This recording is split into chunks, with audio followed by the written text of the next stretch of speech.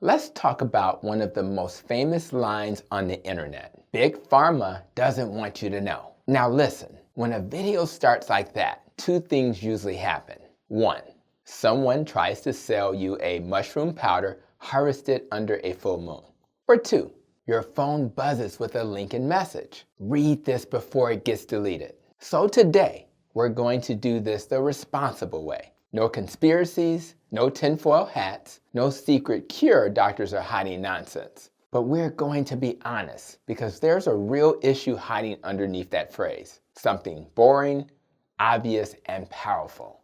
There's more money in managing chronic disease than in preventing it. And that doesn't require an evil meeting in a dark room. It just requires normal incentives. So if you've ever felt like the healthcare system is amazing at prescribing meds, but weirdly quiet about food, sleep, movement, stress, and weight loss, this one's for you. All right, let's unpack it like a physician who cares about root cause and a human who likes a little drama. Because honestly, your metabolism deserves a movie trailer voice. Here's the truth. Medications save lives. I prescribe them. I'm grateful for them.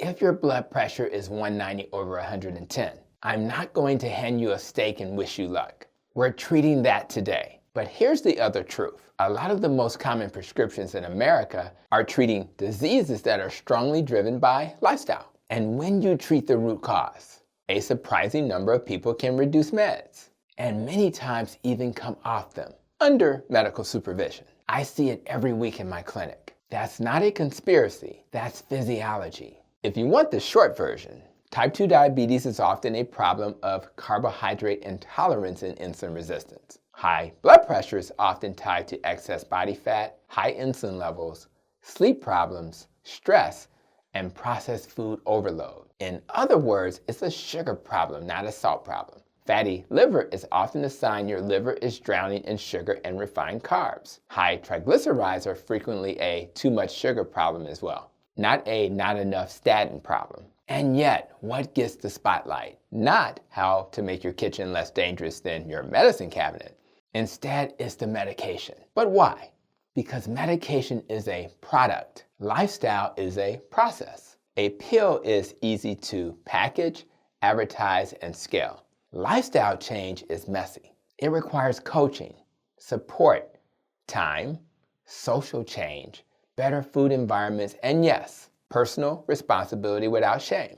And the healthcare system is built like a fast food drive-thru. Welcome to modern medicine. Can I take your order? I'll take one cholesterol pill, a blood pressure med, and can I get the side of figure out why I'm inflamed? I'm sorry, our root cause machine is down. Just take the meds for now.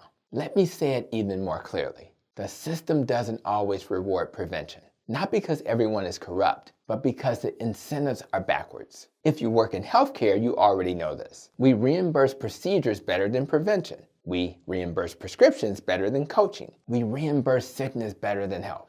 And if you're a doctor like me who deprescribe meds, you actually get paid less when you take patients off meds and remove diagnoses from their chart. Make that make sense. And if you're a patient, you feel it. You get 7 to 10 minutes, a diagnosis, a prescription, and a handout that says eat less and exercise. This is not a plan, that's a wish. And a wish is not a medical intervention. Now, does that mean medications are bad? No.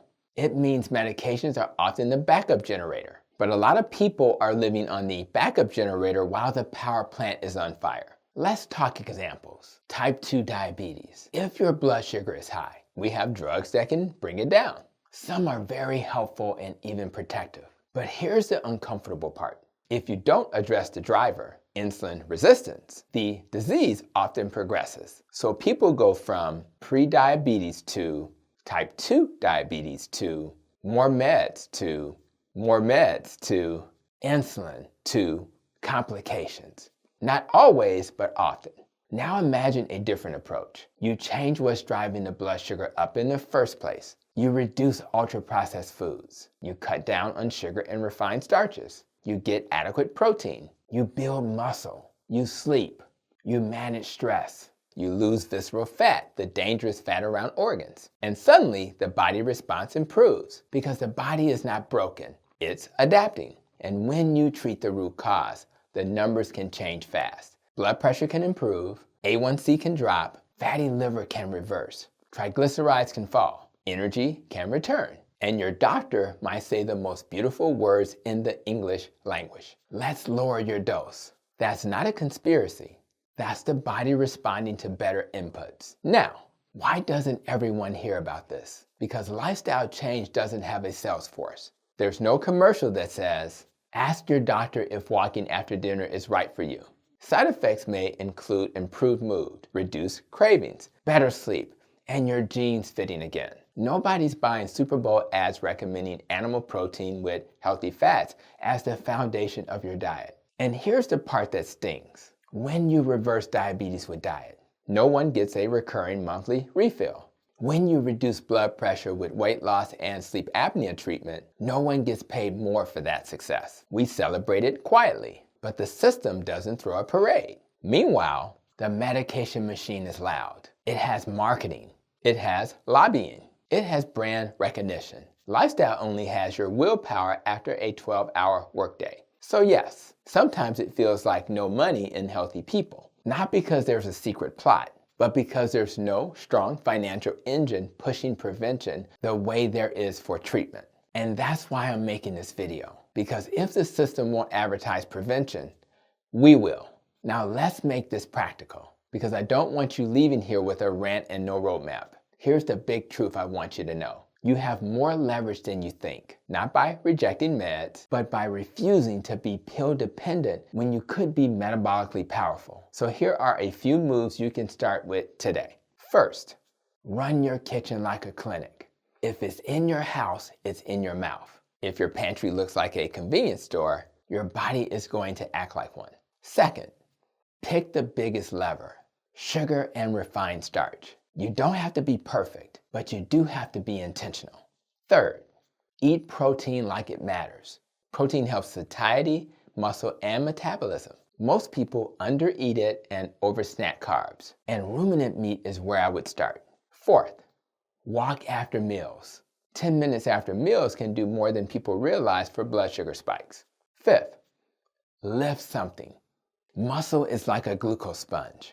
You want more places for sugar to go besides your bloodstream and your belly. Sixth, fix sleep like your life depends on it, because it does. Poor sleep raises hunger hormones, increases cravings, worsens insulin resistance, and elevates blood pressure. And finally, stop thinking in diet terms and start thinking in identity terms. You're not trying to be healthy. You're becoming the kind of person who doesn't negotiate with ultra-processed food. Now, here's my respectful challenge. If you're watching this and you're on meds for blood pressure, blood sugar, cholesterol, listen, don't stop anything without your clinician. That's not safe. But do this. Ask your doctor a different question. Not, what pill do I need next? Ask, what would it take for me to need less? That question changes everything. Because now you're not just treating numbers, you're treating the cause. And if your clinician brushes off lifestyle, don't get angry. Get educated. Get support. Find a clinician or health coach who knows how to guide metabolic change safely. Because you deserve a plan, not a lecture.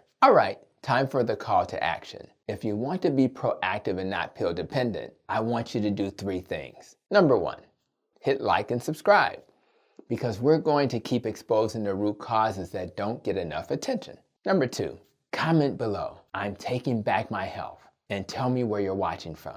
Number 3, share this with one person who thinks they're just getting older, when really they're dealing with preventable metabolic dysfunction. Because Big Pharma may sell the meds, but you control the inputs. And when you control the inputs, your body does what it was designed to do, heal. I'll see you in the next video.